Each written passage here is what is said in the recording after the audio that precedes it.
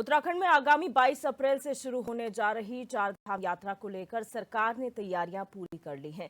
इसको लेकर चिकित्सा, स्वास्थ्य और परिवार कल्याण मंत्री डॉक्टर धन सिंह रावत ने कहा कि सीएम धामी 2 बार चार धाम यात्रा की तैयारियों को लेकर समीक्षा बैठक कर चुके हैं। आपको बता दें कि यात्रा के दौरान केदारनाथ और यमुनोत्री धाम में हर 1 किलोमीटर पर स्वास्थ्य कैंप लगाए जा रहे हैं, जिसमें पर्याप्त संख्या में चिकित्सक, स्पेशलिस्ट, डॉक्टर्स और ऑक्सीजन सिलेंडर की व्यवस्था होगी।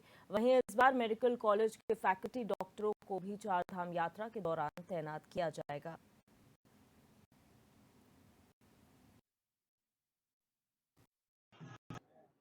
देखिए, इस बार ये संभावना है कि चार धाम यात्रा में 50 लाख से ज़्यादा लोग आने की संभावना है और इसलिए मुख्यमंत्री जी ने भी 2 बार समीक्षा कर दी है। मैं भी रुद्रप्रयाग जिला, पौड़ी जिला, टिहरी जिले की समीक्षा बैठक करके आ गया हूँ और जल्दी जो है हम लोग एक स्वास्थ्य की बड़ी बैठक करने जा रहे हैं। इस बार ये सोचा जा रहा है कि भाई कोई भी यात्री स्वास्थ्य के क्षेत्र में किसी को कोई दिक्कत ना आए और जो प्रस्ताव हमने भारत सरकार को दिया था हम कि एयर एम्बुलेंस सेवा हमको दी जाए, भारत सरकार ने उसको भी स्वीकार कर दिया है और भारत सरकार ने कहा है कि एम्स ऋषिकेश और उत्तराखंड राज्य सरकार दोनों मिला के इस प्रोजेक्ट को आगे बढ़ाएंगे और उसकी स्वीकृति भारत सरकार ने दे दी है। अब मैं कह सकता हूँ कि कोई क्रिटिकल मरीज अगर केदारनाथ में ज़्यादा दिक्कत आती है तो उसको हम ये लिफ्ट जो है तुरंत एम्स में करा सकते हैं, श्रीनगर मेडिकल कॉलेज में करा सकते हैं।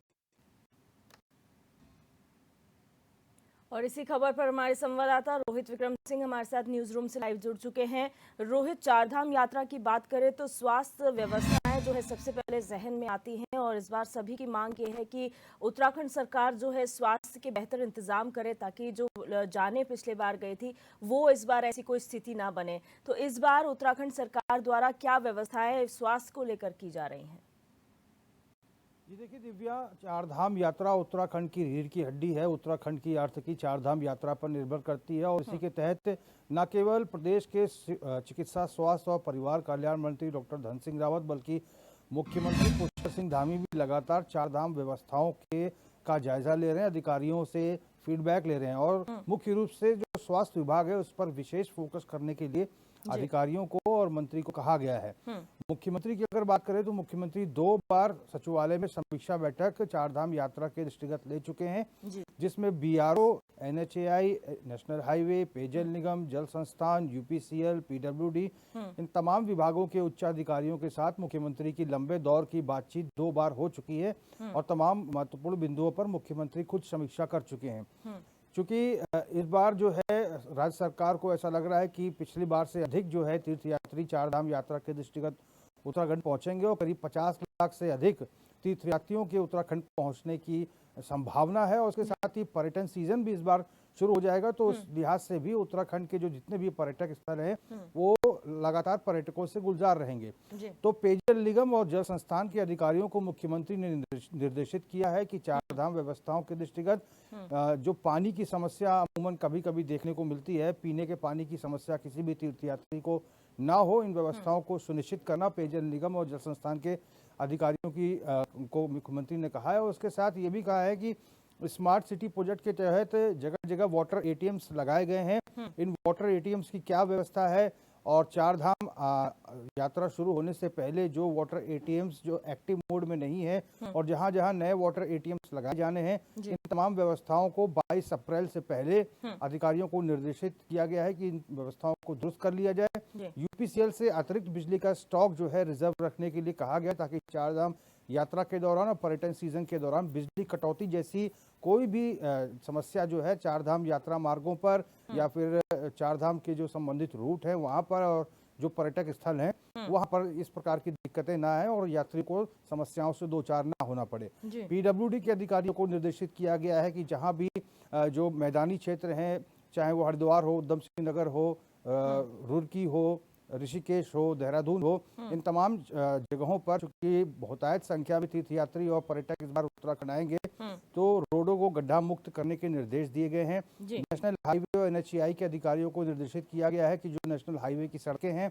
उनको तय समय के भीतर दुरुस्त कर लिया जाए। बीआरओ को निर्देशित किया गया है कि चूंकि जब मानसून सीजन आता है तब भी चारधाम यात्रा की यात्रा संचालित रहती है, तो ऐसे में लैंडस्लाइडिंग और अन्य प्रकार की समस्याएं आती हैं, जिससे कि यात्रा मार्ग जो है पूरी तरह से बाधित हो जाता है और हजारों की संख्या में तीर्थयात्री दोनों छोरों पर फंसे रह जाते हैं। ऐसे में राज्य सरकार ने बॉर्डर रोड ऑर्गेनाइजेशन के अधिकारियों को निर्देशित किया है कि इन सभी समस्याओं से निपटने के लिए वैकल्पिक मार्गों का तुरंत ही बीआरओ के अधिकारी निर्माण करेंगे और ऐसा ना हो कि 3-3, 4-4 घंटे या फिर 8-8 घंटे तक तीर्थयात्रियों को दोनों छोर पर खड़ा रहना पड़े। ये तमाम निर्णय जो है मुख्यमंत्री के स्तर पर अधिकारियों को दिए गए हैं, क्योंकि सारे ही विभाग चारधाम यात्रा और पर्यटन सीजन से जुड़े रहते हैं, क्योंकि सभी मूलभूत सुविधाओं से जुड़े हैं, चाहे बिजली हो, चाहे सड़क हो, चाहे पानी हो। तो तमाम विभाग के अधिकारियों को लगातार सरकार के द्वारा निर्देशित किया जा रहा है। जहां तक स्वास्थ्य महकमा है, दिव्या, पिछले बरस अगर हम चारधाम यात्रा की बात करें तो बहुत सारी कैजुअलिटीज भी आई थी। हालांकि राज्य सरकार ने लगातार तीर्थयात्रियों से निवेदन किया था कि जो गंभीर रूप से पीड़ित है वो चारधाम यात्रा करने से बचें। और अमूमन ये देखने को मिलता है कि जो दूर दराज के क्षेत्रों से आते हैं लोग चारधाम यात्रा करने को, वो बिना आराम किए हुए सोचते हैं कि चारों धामों के दर्शन कर लिए जाए। ऐसे में कुछ अप्रिय स्थिति होती है, स्वास्थ्य कारणों से बहुत सारे लोगों का स्वास्थ्य खराब हो जाता है। पिछले बरस जो है बहुत सारी ऐसी कैजुअलिटीज हुई, जिसको लेकर इस बार राज्य सरकार ने नया निर्णय लिया है। केंद्रीय स्वास्थ्य मंत्री से भी जो प्रदेश के स्वास्थ्य मंत्री हैं डॉक्टर धन सिंह रावत, उन्होंने कुछ समय पहले मुलाकात की थी और चारधाम यात्रा के दृष्टिगत एक अलग से बजट दिए जाने की बात की थी, जिसे भारत सरकार ने स्वीकार कर लिया है। और इस बार उसी बजट के तहत चारधाम यात्रा मार्गों पर एयर एम्बुलेंसेस भी चलाई जाएंगी। ये पहला प्रयोग होगा दिव्या चारधाम यात्रा के दौरान कि जब कोई भी ऐसी अप्रिय स्थिति हो या फिर किसी का स्वास्थ्य खराब हो जाए, कोई गंभीर रूप से चोटिल हो जाए, तो ऐसे मरीजों को ऋषिकेश, एम्स या फिर दिल्ली जैसे अन्य जगहों पर एयर एम्बुलेंस की सहायता से राज्य सरकार पहुंचाने का काम करेगी। और इसके साथ ही चूंकि केदारनाथ धाम की जो यात्रा है और यमुनोत्री धाम की यात्रा बहुत दुर्गम रहती है, तो ऐसे में तीर्थयात्रियों को स्वास्थ्य संबंधी जो समस्याएं इन्हीं दोनों जो धार्मिक स्थल है यहाँ पर ज़्यादा आती है। तो ऐसे में केदारनाथ धाम और यमुनोत्री धाम पर प्रत्येक किलोमीटर पर स्वास्थ्य शिविर, स्वास्थ्य कैंप लगाए जाएंगे, ऐसा स्वास्थ्य मंत्री डॉक्टर धन सिंह रावत ने कहा है, जिसमें कि जनरल फिजिशियन और सीनियर कार्डियोलॉजिस्ट जो हार्ट संबंधी डॉक्टर हैं, इनकी तैनाती की जाएगी। और रोटेशन पॉलिसी के अनुसार ही इस बार डॉक्टरों की संख्या भी बढ़ाई जाएगी। पर्याप्त संख्या में ऑक्सीजन सिलेंडर्स की व्यवस्था की जाएगी। और इस बार राज्य सरकार एक नया प्रयोग भी करने जा रही है। राज्य सरकार इस बार जो मेडिकल कॉलेज के फैकल्टी डॉक्टर्स हैं, उनकी नियुक्ति भी चारधाम यात्रा मार्गों पर करेगी, ताकि इस बार स्वास्थ्य संबंधी कोई समस्या किसी को ना आए, कोई भी कैजुअलिटी ना हो, जीरो कैजुअलिटी हो। और इसी के तहत जल्द ही स्वास्थ्य महकमे की एक महत्वपूर्ण बैठक जो है चारधाम यात्रा के दृष्टिगत होने वाली है। और प्रदेश के स्वास्थ्य मंत्री अभी हाल ही में रुद्रप्रयाग, पौड़ी और टिहरी का दौरा करके आए हैं, जिसमें उन्होंने अधिकारियों को निर्देशित किया है कि स्वास्थ्य संबंधी किसी को दिक्कतें ना आए पर्यटन सीजन के दौरान और चारधाम यात्रा मार्गों पर। इस चीज को अधिकारियों को व्यवस्थाओं को सुनिश्चित करने के निर्देश दिए गए हैं।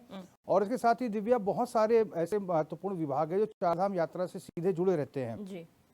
बीते रोज एक दिन पहले ही प्रदेश के जो परिवहन मंत्री हैं चंदन राम दास, उन्होंने परिवहन विभाग के अधिकारियों के साथ समीक्षा बैठक की थी, जिसमें नया निर्णय लिया गया है कि 100 परिवहन निगम की में नई बसें शामिल की जाएंगी। 100 बसें राज्य सरकार इसी मार्च महीने में खरीदने जा रही है। इसमें BS6 की संख्या 40 होगी और 60 डीजल बसें होंगी। इसमें इस बार राज्य सरकार नया प्रयोग ये भी करने जा रही है कि कोई अप्रिय घटना जैसे दुर्घटना या फिर ड्राइवर या परिचालक के चोटिल होने की समस्या आती है, तो ऐसे में इस बार डाकघर, पोस्ट ऑफिस से जो चालक परिचालक है, इस बार उनका इंश्योरेंस भी राज्य सरकार करवाने जा रही है। इसके साथ ही जो नियमित कर्मचारी हैं करीब 2750 परिवहन निगम में, इनको इस बार महंगाई भत्ता भी दिया जाएगा चारधाम यात्रा के दृष्टिगत। ये जो महंगाई भत्ता है करीब 4% इनका बढ़ाया गया है। अब राज्य कर्मचारियों के बराबर ही इनको करीब 38% महंगाई भत्ता दिया जाएगा। जो विशेष कर्मचारी हैं या फिर संविदा कर्मचारी हैं, उनका भी मानदेय बढ़ाया गया 10% करीब। तो कुल मिलाकर पूरा प्रयास यही हो रहा है कि चारधाम यात्रा इस बार सफल हो। और इसके साथ ही नया प्रयोग ये भी राज्य सरकार करने जा रही है कि चालक और परिचालक को इस बार होटल रेस्टोरेंट में ठहरने की व्यवस्था, उनके नहाने की व्यवस्था, उनके खाने पीने की व्यवस्था भी करने जा रही है। और साथ ही इस बार राज्य सरकार जो परिवहन निगम की बसों में तीर्थ यात्रा के दौरान यात्रा करेंगे, उनको भी होटल और रेस्टोरेंट में रुकने की व्यवस्था और साथ साथ भोजन की व्यवस्थाएं की जाएंगी। ये तमाम व्यवस्थाएं हो रही हैं। चूंकि अभी कुछ समय बाद जो हेली सर्विसेज हैं उनके टेंडर भी होने वाले हैं। करीब 9 हेली कंपनियां इस बार चारधाम यात्रा में अपनी सेवाएं देंगी। और इस बार जो पर्यटन विभाग है उसने निर्णय लिया है कि पिछली बार बहुत सारी समस्याएं ऐसी आई थी कि हेलीपैड्स पर बहुत सारे तीर्थयात्रियों को भटकना पड़ा था। इस बार इन समस्याओं से निजात दिलाने के लिए तीर्थयात्रियों को राज्य सरकार प्रत्येक जो हेलीपैड है वहां पर पर्यटन विभाग के नोडल अधिकारी की भी नियुक्ति करने जा रही है। तो समझा जा सकता है कि दिव्या, समूचा जो विभाग है, चाहे वो पर्यटन हो, चाहे वो परिवहन हो, चाहे वो स्वास्थ्य हो, चाहे वो पेयजल हो, चाहे वो जल संस्थान हो, चाहे वो UPCL, PW, national highway, NHAI, ये तमाम विभाग जो है चारधाम यात्रा से जुड़े हुए हैं और पर्यटन सीजन से जुड़े हुए हैं। तो तमाम विभागों को इस बार निर्देशित किया गया है कि समन्वय और सामंजस्य बनाकर चारधाम यात्रा के दौरान, पर्यटन सीजन के दौरान काम करें, ताकि तीर्थयात्रियों को, पर्यटकों को कोई दिक्कत ना आए। जी, अब रोहित, एक बात और जानना चाहूंगी कि जिस तरीके से यहाँ पर स्वास्थ्य से जुड़ी हुई बात निकलकर सामने आ रही है कि स्वास्थ्य के लिहाज से जो मेडिकल कॉलेज के फैकल्टी डॉक्टर्स हैं उनकी तैनाती की जाएगी, क्योंकि कई केसेस प्रदेश में ऐसे होते हैं जहाँ पर जो है मेडिकल फैकल्टी की गाइडेंस में कोई ऑपरेशंस होते हैं, सर्जरीज होती हैं या फिर कोई ट्रीटमेंट्स होते हैं, तो उस टाइम ड्यूरेशन में जो जनता है उसे भी परेशानी ना हो और यात्रा के टाइम ड्यूरेशन में यात्रा भी सुचारू रूप से चले, इसके लिए क्या सामंजस्य बिठाया गया है? कितने डॉक्टर्स को चिन्हित किया गया है जो फैकल्टी डॉक्टर्स हैं जो वहां पर तैनात रहेंगे? दूसरी बात कि जो ड्रोन, जो पायलट प्रोजेक्ट है सरकार का, जो ड्रोन से मेडिकेशन पहुंचाने का है हिली एरियाज में, जिसकी शुरुआत उत्तरकाशी से हुई थी, क्या वो ड्रोन इस बार चारधाम यात्रा में देखने को मिल सकता है? बिल्कुल दिव्या, जो ड्रोन सुविधा शुरू हुई है उसका लाभ जो है तीर्थयात्रियों को मिलेगा, क्योंकि राज्य सरकार का पूरा प्रयास है कि चारधाम यात्रा के दौरान पर्याप्त मात्रा में जो मेडिसिन हैं वो उपलब्ध रहें। ऑक्सीजन सिलेंडर्स की संख्या भी बढ़ाई गई है। जो फार्मासिस्ट हैं उनकी भी नियुक्ति पिछली बार से अधिक होगी, करीब दोगुनी के हिसाब से होगी। पिछली बार भी रोटेशन पॉलिसी के हिसाब से जनरल फिजिशियंस की सैकड़ों डॉक्टर जो है चारधाम यात्रा मार्गों पर तैनात थे, राहत कैंपों पर तैनात थे। जो स्पेशलिस्ट कार्डियोलॉजिस्ट हैं, हार्ट के डॉक्टर, उनकी तैनाती की गई थी। तो इस बार भी इनकी संख्या को बढ़ाया जाएगा और पूरा प्रयास यही होगा कि तीर्थयात्रियों को किसी भी किस्म की दिक्कतें ना आए। जहाँ तक जो विशेष फैकल्टी जो मेडिकल कॉलेज हैं, डॉक्टर्स हैं, उनकी नियुक्ति की अगर बात है तो इस बार राज्य सरकार सैकड़ों की संख्या में ऐसे डॉक्टर्स की नियुक्ति करने जा रही है चारधाम यात्रा मार्गों पर, ताकि तीर्थयात्रियों को किसी भी किस्म की दिक्कतें ना आए। ये तमाम जो डॉक्टर्स हैं आपस में समन्वय और सामंजस्य बनाकर काम करेंगे और पूरी व्यवस्था की निगरानी खुद प्रदेश के चिकित्सा, स्वास्थ्य और परिवार कल्याण मंत्री डॉक्टर धन सिंह रावत चारधाम यात्रा के दौरान करेंगे। जी बिल्कुल रोहित, बहुत शुक्रिया हमारे साथ जुड़ने के लिए और तमाम जानकारी साझा करने के लिए।